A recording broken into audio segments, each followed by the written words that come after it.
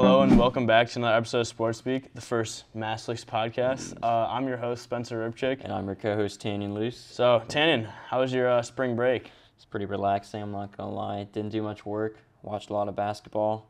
It's always what you want to do in March. So I'm hoping to, I have to stay on top of my classes, obviously. But we'll squeeze some March Madness in there as well. And I took a little trip to Nebraska to cover Big Ten wrestling. So we'll talk about that later, as well as some basketball. And then I'm off to Detroit on Wednesday to cover NCAA there. So that'll be my first time in that city. I stayed away from all school, went down south to the spring break capital of the world pretty much, Fort Lauderdale. Fun. Got a little bit of sun. Yep. Probably not like cold like Nebraska. And it was not very nice weather there, I must say. The wind was absolutely brutal and it snowed. And it's not quite my sunny spring break experience that other people had, but that's all right.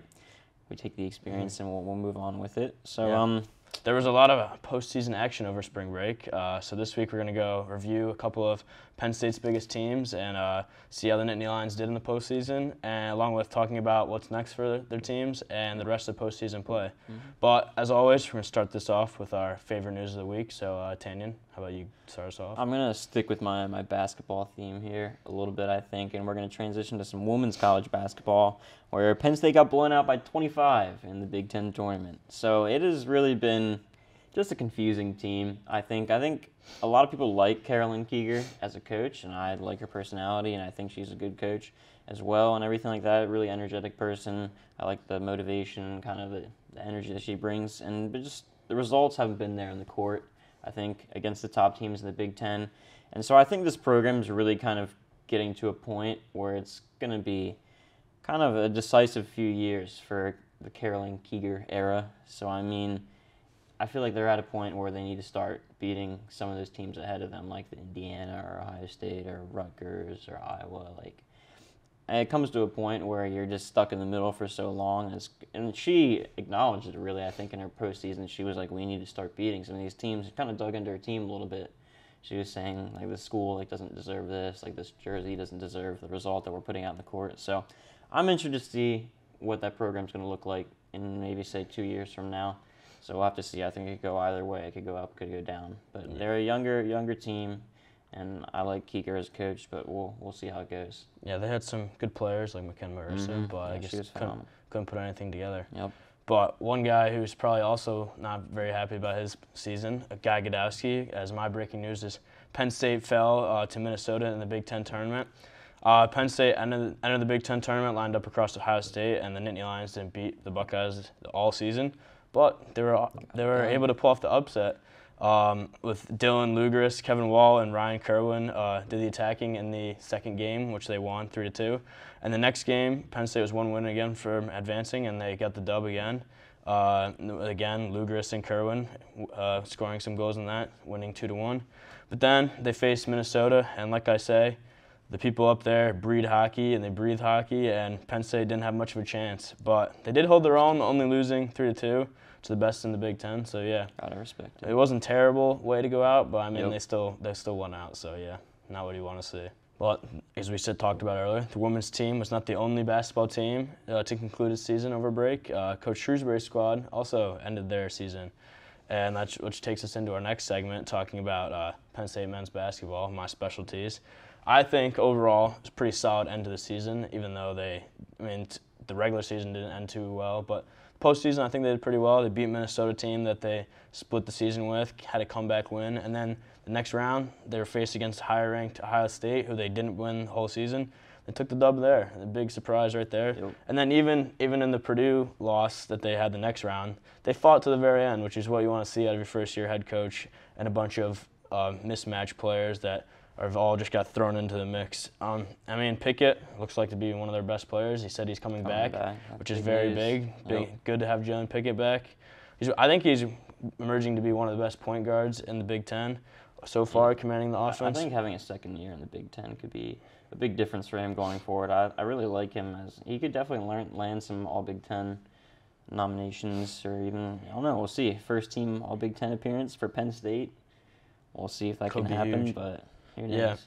Yeah, I mean, he played really well in the tournament. I mean, he averaged double digits in all 3 games, which is pretty big. He led them in the Minnesota game with 22 points, which is huge. So yeah, he did pretty well. And coming back is a big thing for Penn State. It means probably a lot of other players like Miles Dredd, Sam Sessoms, and Seth Lundy also may follow. So yeah, I think him coming back is pretty big. Yeah, absolutely. I think it's going to be exciting to see what this team could be in a year or 2 from now. I think they're obviously going to have some things to figure out at the forward position and stuff there with John Hare leaving the program, because obviously he's really been just a monumental centerpiece to this team and this program for some years now. So I think it's going to be interesting to see who can take over after his departure and really kind of cement themselves as obviously a forward on the team, but also a leader in the locker room, because that's going to be a big void that he's leaving there. Yeah, I think it's going to be a problem for them to fill the leadership roles. But I mean, looking at the recruiting class right now, they have Demetrius Lilly, who's 6'10", no guy on Penn State right now, or is over 6'9", so they got some height. And then they have Kaba Nye, who's top 100 player, a 4-star, one of their best recruits they've had in a long time. So yeah, they got some recruits coming in. I feel like they can fill those holes that are leaving. He's already proven that he can work the transfer portal really well. Yes, so, that is true. I'm sure Micah Shrewsbury will be in there trying to pull some big men. Yeah. Over here to State College, so hopefully he can get that done for the sake of that program. But I mean, we'll have to see. It looks like the future's bright for that team. All right, I think we're going to kind of move on to some of the other teams, the Big Ten, a little bit here and give our little bit of a March Madness preview, I think. So, I mean, it was quite the interesting tournament there in Indianapolis, and I think there was a couple surprises, obviously. So I don't know if you want to talk about some of the upsets that happened. I mean, I think I said like a couple weeks ago that Iowa was going to be a team to surprise a lot of people, and they definitely were. They made it all the way to the championship. They beat a couple of teams that people didn't think they were going to beat. Keegan Murray is very legit. He looked very my man Jordan Bohannon with the bank shot to take him to advance them at the very end. Guy's been there for like a lot of years. So yeah, reminds me of some wrestlers that are like 26 years old. Yeah, Jordan Bohannon is a dinosaur, some might say. Yeah. But yeah, and then Purdue, I said, was also going to be pretty well. They made it to the championship. Obviously, they didn't win. Jaden Ivey's stud. Travion Williams coming off the bench is a big help, and then they got one of the biggest men in the Big Ten with Zach Edey at center. I mean, yeah, I think they're still a complete team, but they just couldn't get. Iowa's too hot for them to take them down. Yeah, Purdue really interests me. I think as a team, I feel like they have a ton of talent on their team, but sometimes they just struggle to put it together. Sometimes I think, and there's some just questionable shot taking at times from Jaden Ivey late in games, and it seems like they just have some hiccups, and it scares me at least in the tournament coming up. I know it's always going to be some of those talented teams that go down if they just can't put it together. And it happened to Illinois last year in the tournament. I mean, obviously they went up against a very good Loyola Chicago team, but they were one of the most talented teams in the nation. Couldn't get it done. And this Purdue team kind of reminds me a little bit of them, So I'm not sure if you share a similar sentiment. No, I actually think, Purdue's in the East Division. They have tough teams. Like they have Kentucky there. They have Baylor, UNC, St. Mary's, all tough teams, UCLA. But I feel like they bring the Big Ten presence. I think Jaden Ivey is going to go off. He can pop off. I think they can make it to the Final Four potentially. They have to beat a couple of good teams, maybe Kentucky, St. Mary's if they get there, or Baylor. So yeah, I feel like they can make a run maybe. Yeah, he's definitely going to be the X factor for that team. I think if he has a Carson Edwards-esque March Madness run where he's scoring like 35 a game, carrying them all the way through the bracket, we'll have to see. But I'm also interested to see how a team like Illinois or Iowa is going to do. I mean, Illinois didn't really lose that many guys, and they had the tough upset loss to Indiana, who a lot of people were surprised is actually in the field, that Indiana team there, over a team like Texas A&M or something like that. But I think Illinois is another one that interests me. I know they had some questionable decision-making in their loss to Indiana. I know Trent Frazier had a tough turnover at the end, and Andre Curbelo couldn't get the layup to go at the end there. And I think they could be another candidate for an early exit. I mean, I got burned last year picking a lot of Big Ten teams to move on, and I feel like I'm hesitant now. Yeah, I think I'm in the same boat because I also have Illinois not making it too far, and I don't have a lot of Big Tens making it too far because – again, they all pretty much went out last year, except for like Michigan, which Michigan is another story. I don't know how they got into such a high seed that they are. With the terrible end of the season they had with the first round exit. Yep. And then losing a couple games there at the end. I guess their name is just brings a lot of clout or something. Some people may suggest there's some ratings. Yeah, maybe that's what I think as at well that as point. Indiana. Mm-hmm. So we'll have to see. But yeah, I think there's a number of intriguing matchups here, and just a lot of the teams in the Big Ten. There's a ton of talent in the league. Obviously, it's just how are these teams going to match up with people outside the conference? They've beaten up on each other for months now. Yeah, so it's hard to know how they'll stack up, but that's what March is about. Mm-hmm. Definitely. So, I think we're going to move on into our next topic now and talk a little bit of wrestling, which has obviously become a recurring theme in our podcast here. But I mean, they're arguably the best team at Penn State, and they are the national title favorites heading into this weekend here in Detroit. So I think we're going to preview a little bit of some of our favorite matchups and all the weight classes across the NCAA. And I think this is really stacking up to be quite the interesting tournament. So I think I'm just going to kick us right off with 125, where a lot of Penn State fans were unhappy with the seeding that Drew Hildebrandt got at 125. So he was given the 16 seed, which gives him a matchup with the 17 Anthony Noto of Lock Haven right off the bat. But if he wins that, he's going to have to wrestle the number 1 overall seed in Nick Suriano of Michigan, which is just a really tough draw for a guy who's had a rough last week or so, losing twice at Big Tens to guys that are ranked above him as they should be here, but guys he's beaten in the past before.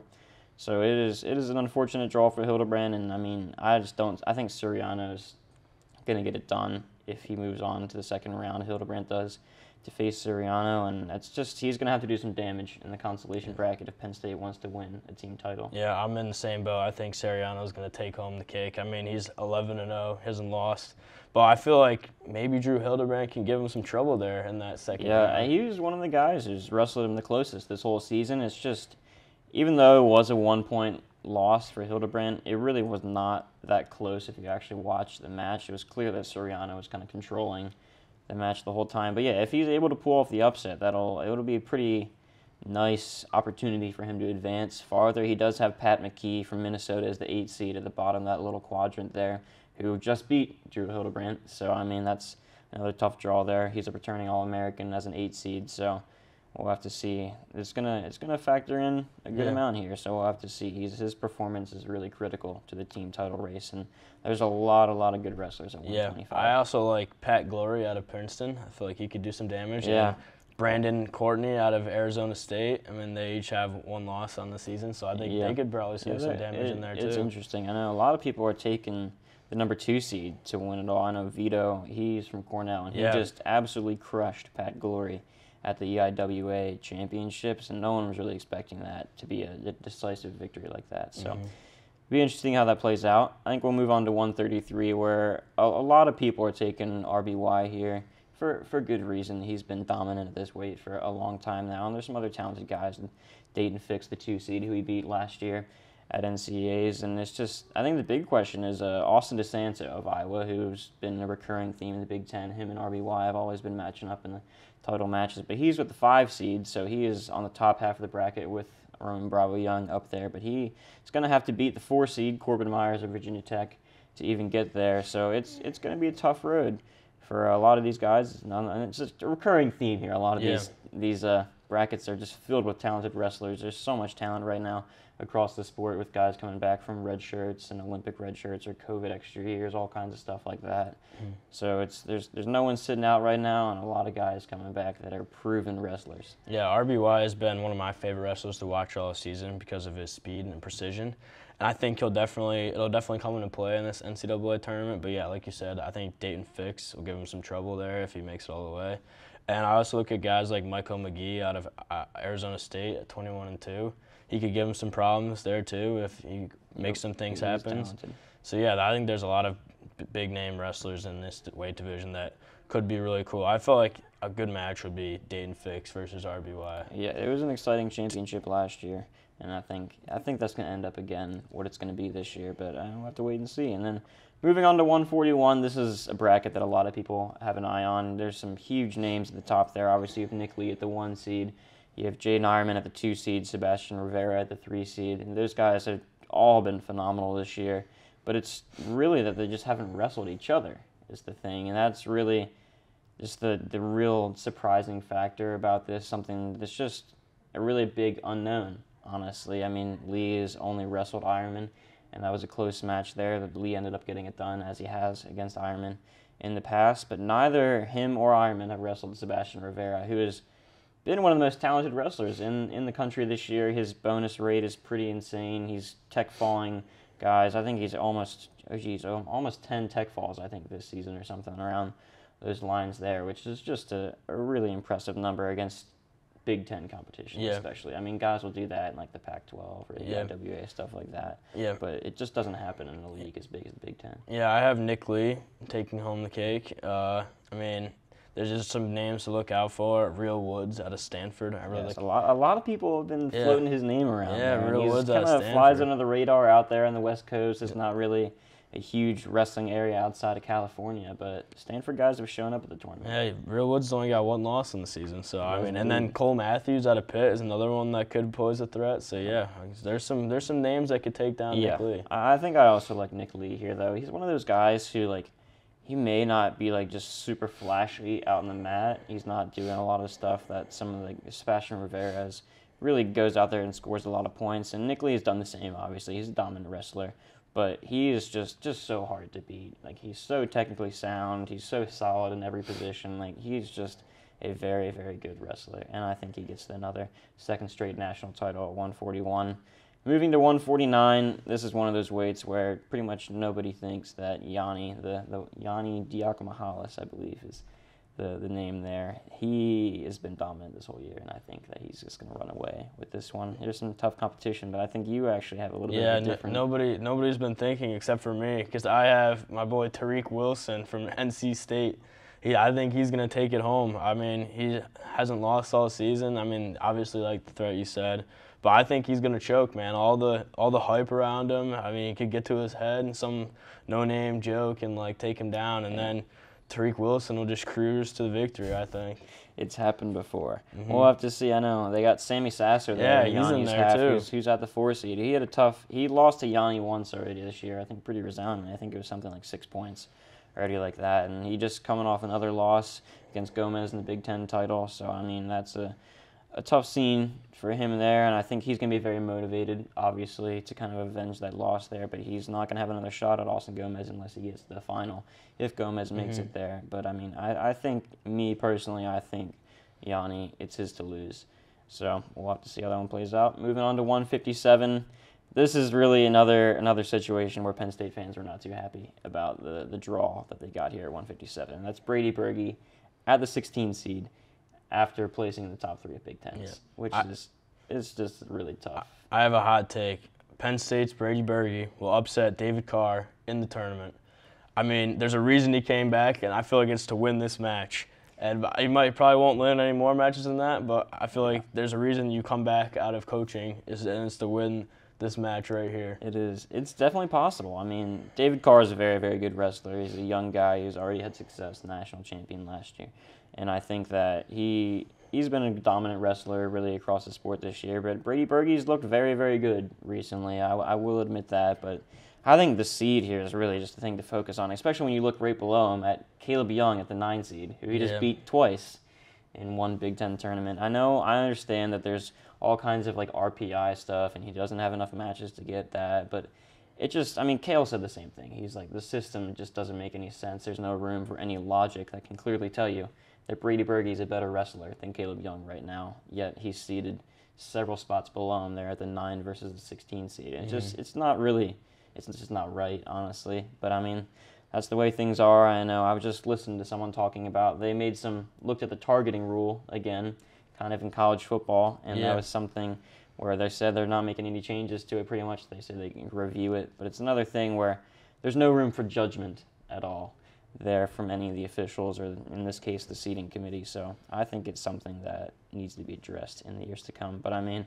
this is another one where David Carr is going to be a big favorite. I know Ryan Deacon's there at the 2 seed, and he's a dominant guy. But I think that's going to be another potential 1-2 matchup there. Ja'Cory Teamer at the 3 seed is tough, but I mean Brady, he definitely has a shot against David Carr, but I think that Carr will get it done, and this is going to be another one where Bergey's going to have to do some work in the consolation bracket if he ends up there. I think he's going to be beating David Carr, I'm telling you. We'll have to see. But that's another guy who his performance is going to be absolutely critical to the team score here. They cannot afford him to go 2 straight losses or anything like that, because that would just be detrimental to what the team wants to get done there. And so I think we'll move on to 165 then, where there's not a Penn State athlete is the only weight class that they didn't qualify someone.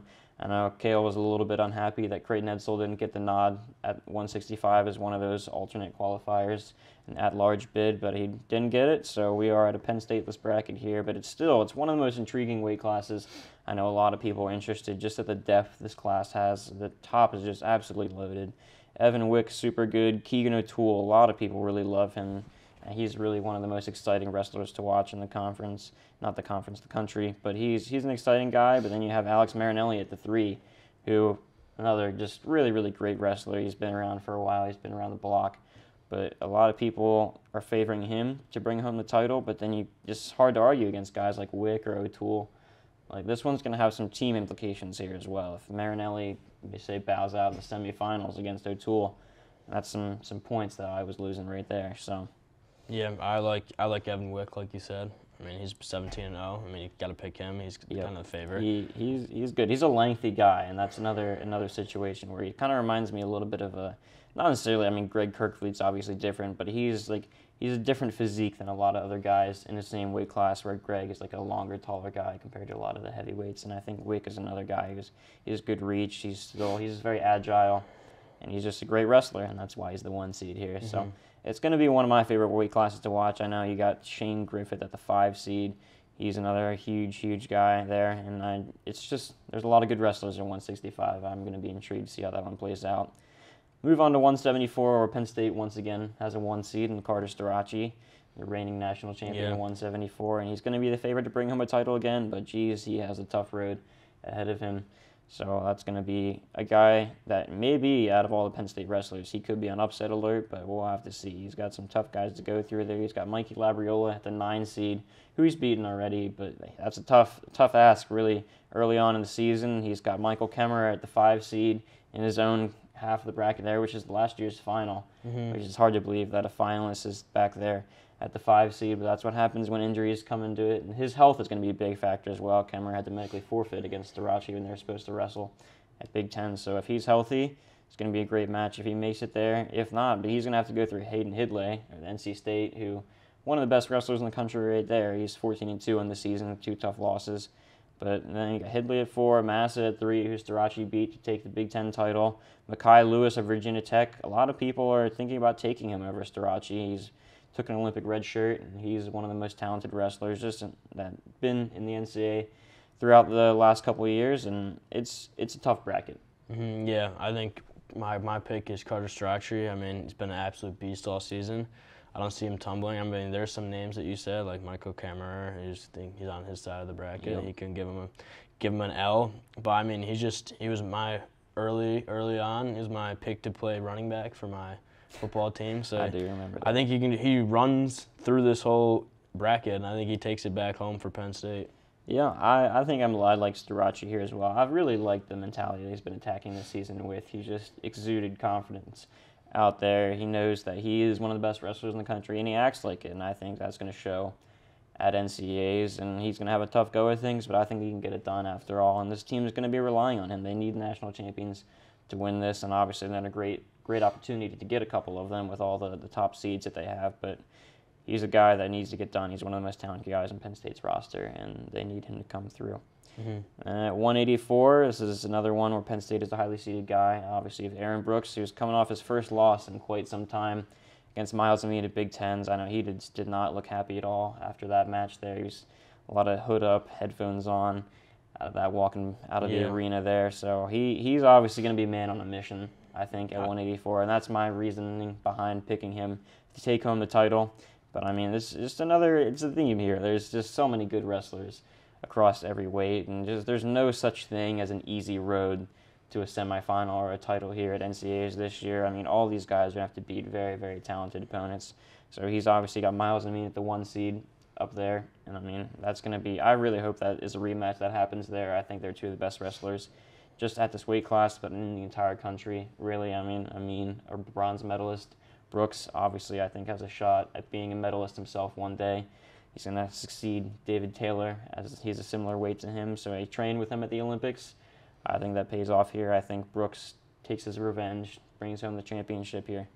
Yeah, I like your pick for the exact same reason. I think Aaron Brooks is a man on a mission. I feel like he needs to take down Miles Amin. I feel like it's just going to be a massive match at the very end, and I think it'll be one of the best matches to watch, I think. It could end up having just really, really big team implications here if Amin and Brooks end up making it to the final and that Michigan-Penn State score is really close like it was at Big Tens. I mean, this was the match that decided the Big Ten championship pretty much. If Brooks won, Penn State won the title. Mm-hmm. If Amin won, Michigan took home the title. And Amin won that one. We'll have to see. It would be a very kind of fairy tale ending there. Yeah. If Brooks can be in that same situation but come out on the winning side this time. So we'll have to see. But I'm excited for that bracket. Absolutely so. And then 197, we got another 1 seed for the Nittany Lions here, and that's Max Dean, who's just been a solid wrestler all season. He has 1 loss in the year to Cam Caffey, who is actually the 9 seed, so he could be a third-round matchup potentially for Max Dean if both of them advance through the bracket there. So that's one to keep an eye on. But, I mean, 197 is, a lot of people are saying it's the most open weight class, and it has been for all season. I think, after A.J. Ferrari, unfortunately, had his little car accident there, he was out, so it kind of opened up the weight class a lot, and there's a number of big contenders here. In this one, I know you got Stephen Buchanan at the 2 seed, who a lot of people like. Obviously, Max Dean at the 1. Eric Schultz, who Max Dean just beat at the 3 seed. I'm not a big Eric Schultz guy, really. I think that he could be a candidate for an early upset, but, we'll have to see. You got Pat Bruckey at the 4, and this is another big team race implication here. So he's on the same side as Max Dean. Penn State probably can just not afford an upset from Bruckey over Dean if that ends up happening. And I think that's one where if those two end up meeting, they need Max Dean to come out on top there.